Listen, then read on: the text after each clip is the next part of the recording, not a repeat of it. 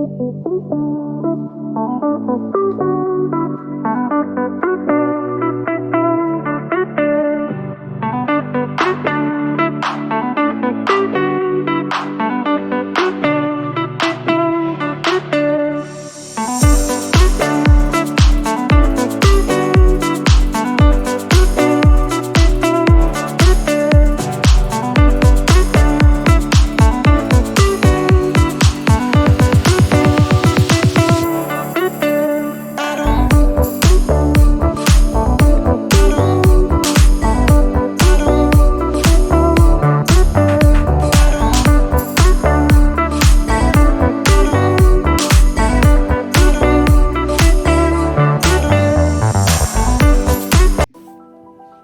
everybody, and welcome back to Gravy Flips, where we flip furniture, collectibles, and video games to try to make some profit in our side hustle, or as we call it, the gravy.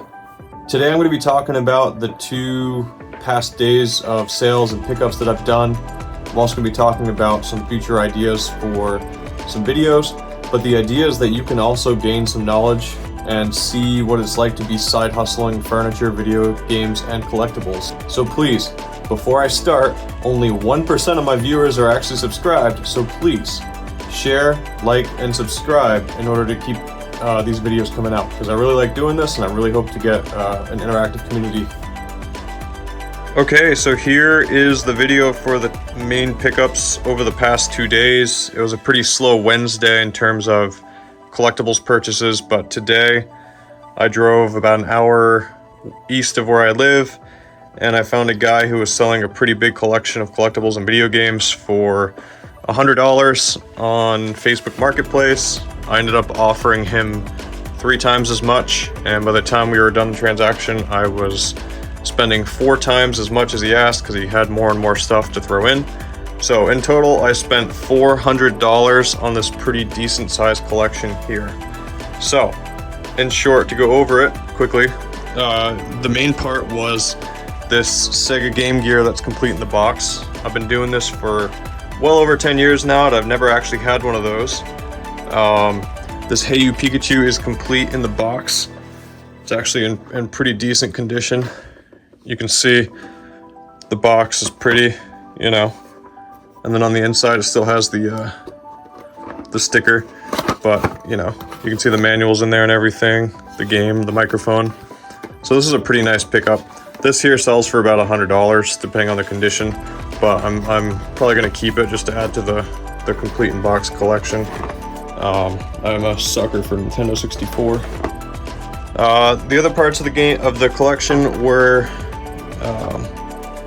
this collector's edition Majora's Mask, which sells for about 70 or 80. I was excited to see that in the collection was also Conker's Bad Fur Day, because this returns about 1/4 of the total overall price. This game alone sells for about $100. It's my second time picking it up in the past few days. We also got the manual for it, so the manual, that probably adds another $20 or so. If you have not played Conker's, I've played 2 hours of it. It's hilarious. I loved it. I talked about it in another video, but yeah. And then this Sega Game Gear, I've actually never seen one of these complete in the box. The box is in really good condition. I used to get these all the time at garage sales. There it is in the box. They have a pretty good fill rate in terms of not working, but it's always pretty cool. And then how often do you find complete in the box Game Gear games? Pretty cool. Deep Duck Trouble might be like a $20 game. And as I was negotiating with the guy via Facebook, he was being flooded with other offers from other buyers, and so I was already in the car, and he said that somebody had offered him $450 more, which is exceedingly more common now. It seems like the collectibles market is so flooded with resellers, especially the video game market, that if somebody posts something good for $100, you can pretty much guarantee that people are going to be offering him 2, 3, 4 times as much as the offering price if there's good profit to be made. You know, I personally like to collect, keep stuff nice, you know, have things to pass down. But a lot of people, they just see it as dollars. I mean, I'm not gonna say I don't see it as dollars, but they don't have that sentimental value to it, and they just keep throwing numbers at it in order to make as much profit or get access to it, because in this market, you really have to be the first one to make an offer, the first one to get in your car, and you have to be willing to drop everything. In fact, I was on my way to get some food, Thai food, and my wife had to go get the Thai food for me because I dropped everything and got in my car and ran the other way.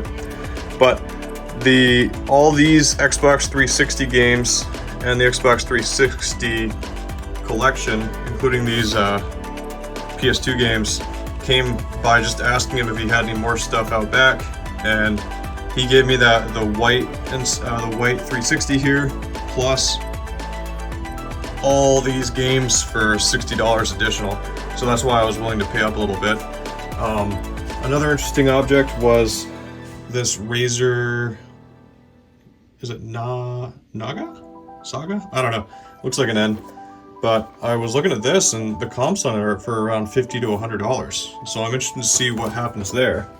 I remember watching some old garage flips videos on YouTube, and like the people that go to garage sales a lot, and they said that the tin vintage lunch boxes sell for some money. He had this sitting there, and he threw all these in for like $40 on top.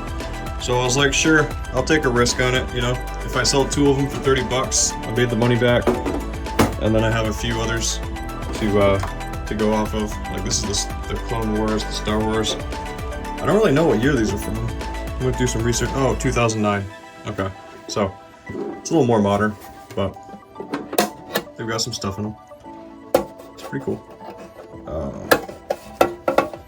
But yeah, I haven't yet sat down and price charted all this to see what it's worth. I also got off to the side here a bunch of like keyboards and mice and stuff for computers that were the same lot. But yeah, that's our big purchase for today. All right, welcome back to the studio. I finally sat down and tallied up everything from this big collectibles and video game purchase, and price charting put everything but around 40 of the Xbox games at $972. I didn't go through and list like BioShock 2 or, you know, there's like 40 games there that I know that I could get at least $1 a piece for in an auction. I'm not even gonna play around with those. I'll just auction them off, and somebody will probably pay like $75 shipped. So let me walk through what the numbers look like for today and yesterday. Okay, so I spent $400 on this big collection. Okay, yesterday we sold a black leather sectional for $200. I sold a 4-piece sectional today for $300, and I price charted everything at $972. The stuff that wasn't on price charting, the $50 for those 40 games I was talking about, that $50 mouse in the box, $40 I said for a bunch of miscellaneous keyboard stuff. There's like 3 keyboards and 3 small mice. I'm being really conservative there. The guy was a computer shop owner. He specialized in computers and not video games. So I'm just gonna say 40 on that. Might turn into 100, but who knows. The 5 lunch boxes, I put those at $20 a piece, so $100 profit on those estimated. And I had to put a $50 estimated profit for that white 360 because price charting just had it said it had a value of $0, but I've sold those for $70 shipped. So when I added everything up together, it came to a total of $1,262 in estimated and received profit, you know, between the sectionals, the furniture, and this collection. I spent $400 on it all, and so that gives us a rough, that gives us a rough net value of $1,362. So again, that's all the price charting, all the value here.